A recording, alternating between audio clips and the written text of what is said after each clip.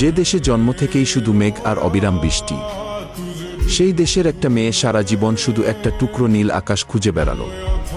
কিন্তু নিয়তি তাকে আকাশ দেয়নি, দিয়েছে রক্তে ভেজা একজোড়া কাগজের ডানা। কোনানের গল্পটা শুরুই হয়েছিল এক নির্মম হাহাকার দিয়ে। দ্বিতীয় মহান যুদ্ধের সময় চোখের সামনে বাবা মাকে হারিয়ে যখন সে বৃষ্টির দেশের এমেগেকিও রাস্তায় রাস্তায় ঘুরছিল, তখন চারপাশের অবিরাম বৃষ্টির মতোই তার চোখ থেকেও জল ঝরছিল। কিন্তু সেই চরম অন্ধকারের মাঝেই সে খুঁজে পেয়েছিল আলো, ইয়াহিকো এবং নাগাতোকে। তিনজন এতিম শিশু যাদের থাকার জায়গা নেই, পেটে খাবার নেই। অথচ কোনান তার বুকের ভেতরের সবটুকু কষ্ট আড়াল করে কাগজের অরিগামি দিয়ে প্রজাপতি বানিয়ে ইয়াহিকো আর নাগাতোর মুখে হাসি ফোটাত। সেই যুদ্ধবিধ্বস্ত রক্তাক্ত পৃথিবীতে কোনান ছিল এক টুকরো শান্তির প্রতীক, এক পশলা নরম রোদ। আমি ঈশ্বরের দূত, কিন্তু এই দেশে শান্তি ফিরিয়ে আনার জন্য আমি আমার ডানা ভাঙতেও প্রস্তুত। ইয়াহিকো, নাগাতো এবং কোনান, এই তিনজনের স্বপ্ন ছিল একটাই, দুনিয়া থেকে যুদ্ধ মুছে ফেলা।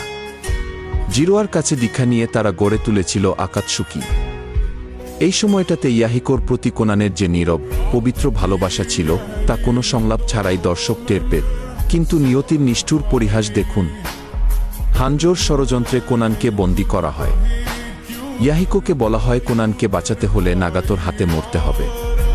কোনান চিৎকার করে কাঁদছিল, বারণ করছিল, প্লিজ নাগাতো, অরিগামি করতে গিয়ে আমার হাত রক্তাক্ত হয়েছে, কিন্তু আজ আমাদের ভালোবাসাকে রক্তাক্ত হতে দিও না। কিন্তু ইয়াহিকো নিজেকে উৎসর্গ করল। যে কোনান সারা জীবন সবাইকে আগলে রেখেছিল, তার কোলেই এসে পড়ল প্রিয় মানুষের নিথরদের। সেই বৃষ্টি ভেজা দিনে কোনানের ভেতরের নিষ্পাপ মেয়েটি চিরতরে মারা যায়। ইয়াহিকোর মৃত্যুর পর নাগাতো যখন পেইন হয়ে প্রতিশোধের আগুনে পুড়ছিল, কোনান তাকে ছেড়ে যায়নি। সে জানত নাগাতোর পথটা ভুল, সে জানত এই পথ কেবল ধ্বংসই ডেকে আনবে। কিন্তু ভালোবাসা আর বন্ধুত্বের টান এতটাই তীব্র ছিল যে সে নিজেকে নাগাতোর অন্ধকারের সঙ্গী করে নেয়। সে নিজের পিঠে কাগজের ডানা লাগিয়েছিল, কিন্তু তা ওরার জন্য নয়, নাগাতো আর ইয়াহিকোর স্বপ্নকে বয়ে বেড়ানোর জন্য। নাগাতো নিজেকে ঈশ্বর দাবি করলে কোনান হয়েছিল তার দূত। তার প্রতিটি অরিগামি তখন শান্তির বার্তা ছেড়ে যুদ্ধের বারুদে পরিণত হয়েছিল। নারুতো যখন নাগাতোর ভুল ভাঙালো এবং নাগাতো নিজের জীবন দিয়ে সবাইকে বাঁচিয়ে দিল, কোনানের জীবনের শেষ আশাটুকু হারিয়ে গেল। সে ইয়াহিকো আর নাগাতোর মরদেহ নিয়ে ফিরে এল তার চেনা বৃষ্টির দেশে। কিন্তু সেখানেও শান্তি মেলেনি। অবিটো এলো নাগাতোর রিনেগান চুরি করতে। কোনানের জীবনের শেষ যুদ্ধটি ছিল অ্যানিমে ইতিহাসের অন্যতম আবেগময় দৃশ্য। 600 বিলিয়ন এক্সপ্লোসিভ ট্যাগ দিয়ে সে পুরো সমুদ্র দুভাগে ভাগ করে ফেলেছিল। সে তার জীবনের শেষ রক্তবিন্দু দিয়ে অবিতোকে রুখতে চেয়েছিল, কারণ সে নারুতোর মাঝে তাদের সেই পুরনো স্বপ্নকে দেখতে পেয়েছিল। যখন অবিতোর আক্রমণে কোনানের শরীর ক্ষতবিক্ষত হয়ে যাচ্ছিল, তখনও তার মনে কোনো ভয় ছিল না। তার শুধু মনে পড়ছিল জিরো সেন্সেইয়ের সেই ছোট্ট ঘরের কথা, যেখানে তারা তিনজন একসাথে থাকত। কোনানের মৃত্যুর পর তার রক্তে রাঙানো একটি কাগজের অরিগামি উড়ে গিয়ে পড়েছিল তাদের সেই পুরনো ঘরের দেয়ালে, ঠিক যেখানে তারা ছোটবেলায় সাইন করে রেখেছিল। এটা ছিল তার আত্মিক বাড়ি ফেরা।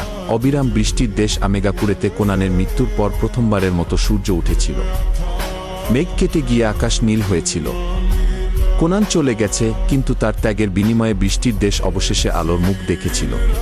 কোনান কেবল কাগজের অরিগামি ভালোবাসত না, সে নিজেই ছিল এক টুকরো কাগজ, যা নিজে পুড়ে গিয়েও নারুতো আর এই পৃথিবীর বুকে শান্তির এক অনবদ্য নকশা এঁকে দিয়ে গেছে।